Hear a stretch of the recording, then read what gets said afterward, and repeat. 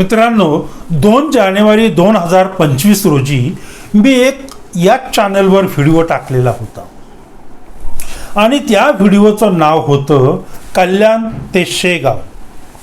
मित्रांनो, या व्हिडिओचा आशय असा होता की कल्याण पूर्व भागातील एका 13 वर्षीय मुलीवर एका नराधमाने बलात्कार केला.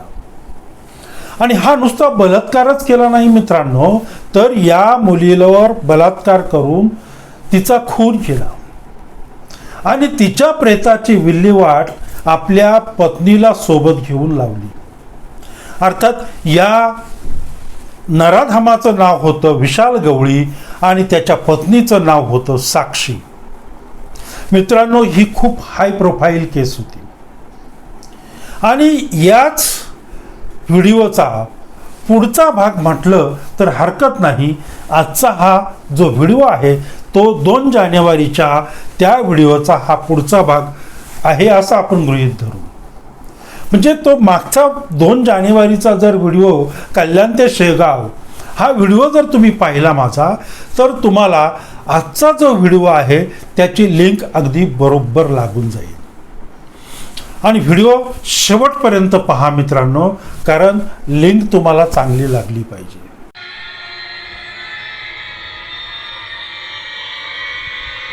तर या आरोपीला काय शिक्षा झाली, शिक्षा कोणी दिली, हेच आपल्याला पाहायचंय या व्हिडिओमधून. नमस्कार मित्रांनो आणि मैत्रिणींनो, मी दिलीप थोरात आणि तुम्ही पाहत आहात माझे दिलीप थोरात ब्लॉग्स हे यूट्यूब चॅनल.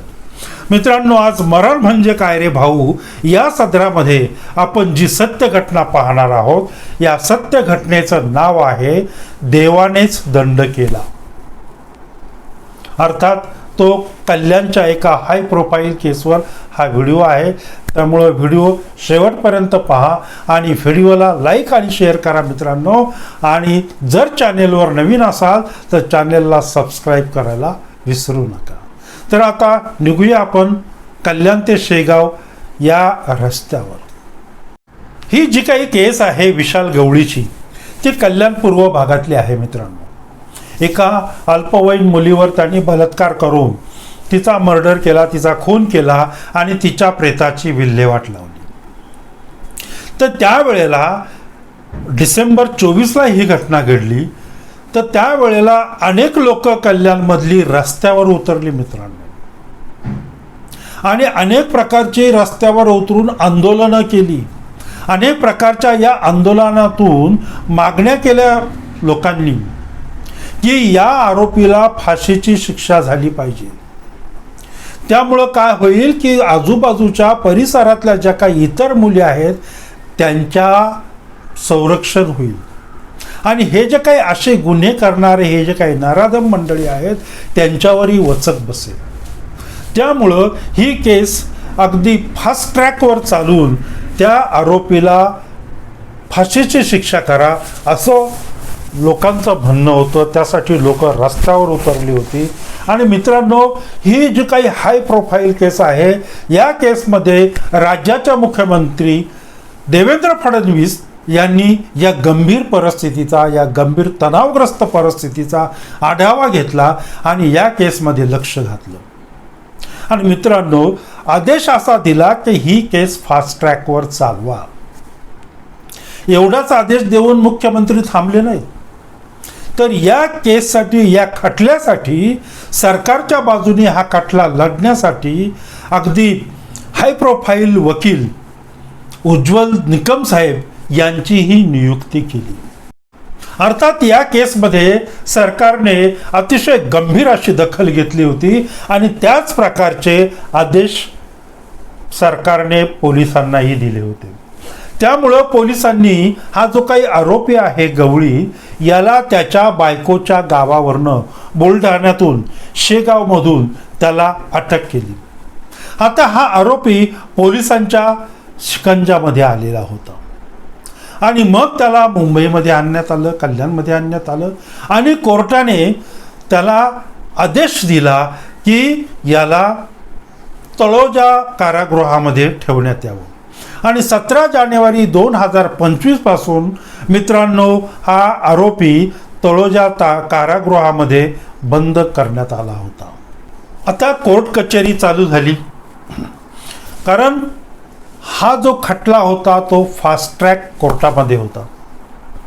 कोर्ट कचेरी चालू झाली आणि पोलिसांनी कोर्टामध्ये त्यांना हवे नाही ते सगळे जे काही पुरावे मिळाले हे पुरावे पोलिसांनी कोर्टामध्ये सादर केले आणि या पुराव्याच्या आधारावर ही केस उज्ज्वल निकम साहेबांनी अतिशय चाणाक्षपणे लढून जवळजवळ या विशाल गवळीला फासाच्या तख्तापर्यंत नेण्याचं काम उज्ज्वल निकम साहेब यांनी जवळजवळ केलं होतं. म्हणजे फक्त ऑर्डर येण्याची बाकी होती मित्रांनो. पण ही कल्पना ह्या विशाल गवळीला आली होती की आता आपली याच्यातून सुटका नाही, फासावर जाणं हेच आपल्या नशिबामध्ये आहे. आणि त्यामुळं तो बरेच दिवस अस्वस्थ होता, कारण विशाल गवळी हे ओळखून चुकला होता की जी फासाची गाठ आहे ही गाठ आपल्या गळ्यापर्यंत हळूहळू अडकत चाललेली आहे. आणि त्यामुळं तो तळोजा कारागृहामध्ये अत्यंत अस्वस्थ अवस्थेमध्ये होता. मित्रांनो, हा जो गुन्हा आहे, हा जो आरोपी आहे, या आरोपीवर एवढं स्ट्रिक्ट होण्याचं कारण हे की हा आरोपी गुन्हेगारी स्वभावाचा होता. याने अनेक गुन्हे केलेले होते. खून करणे, मारामाऱ्या करणे, बलात्कार करणे, चोऱ्या करणे वगैरे वगैरे जे काय आहे नाही ते बऱ्याच प्रकरणांमध्ये तो अडकलेला होता. आणि अनेक वेळा या विशाल गवळींनी मित्रांनो जेलवारी सुद्धा केली होती.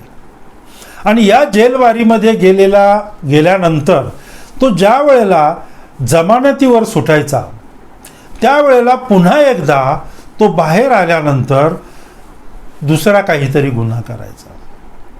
आणि मित्रांनो, हा जो गुन्हा केला, हे 13 वर्षाच्या मुलीवर त्याने जो बलात्कार केला त्याच्या काही दिवस अगोदरच हा याच्यातून सुटला होता, जेलमधून सुटलेला होता.